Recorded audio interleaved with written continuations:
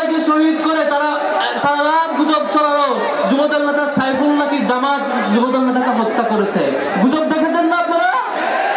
এরপরের দিন আরেকটা ঘটনা, ভাইয়ে ভাই জমি বিরোধ, সেখানে একজন নিহত। সেই ঘটনা তারেক রহমানের উপদেষ্টা জামাতের উপর চাপায় দেয়।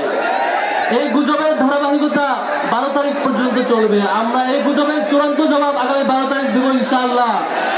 সম্মানিত বন্ধুগণ, শেষ করব সর্বশেষ কথা দিয়ে।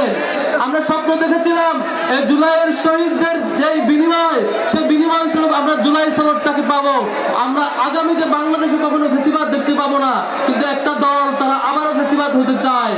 তারা আমাদের চাপে পড়ে কোন রকম দায়সারা বক্তৃতা দিয়ে গণভোটের পক্ষে বলেছে, যদিও সেটি দায়সারা বক্তব্য, কিন্তু এখন পর্যন্ত তারা লোকাল পর্যায়ে প্রত্যেকটা জনপদে গণভোটের বিপক্ষে কথা বলে।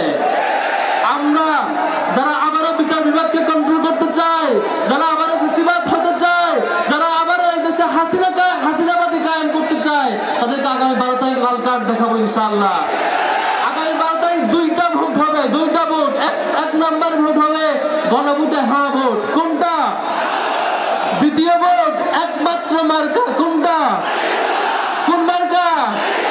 আগামীতে যে মার্কা জিতবে সেটি হচ্ছে আমাদের আমির জামাতের মার্কা, ইনসাফের মার্কা, এই জনপদের মার্কা, দাঁড়িপাল্লা ইনশাআল্লাহ। সম্মানিত বন্ধুগণ, যেই চাঁদাবাজের খপ্পরে এই দেশ পড়েছে, যে চাঁদাবাজ লুটতরাজ এবং লুণ্ঠনের ভয়ে গত একটা বছর প্রত্যেকটা জনপদে আমাদেরকে পার করতে হয়েছে, তার চূড়ান্ত জবাব আমরা আগামী 12 তারিখ দেব ইনশাআল্লাহ। আমরা সর্বশেষ দেখেছি জকসুতে, ডাকসু পার হয়ে জকসুতে এসে আমরা সেই জবাব পেয়েছি না? সেই ভয়ে তারা নির্বাচন কমিশন ঘেরাও করেছে এবং শাহজালাল প্রযুক্তি বিশ্ববিদ্যালয় নির্বাচন স্থগিত করেছিল। আপনারা দেখেছেন?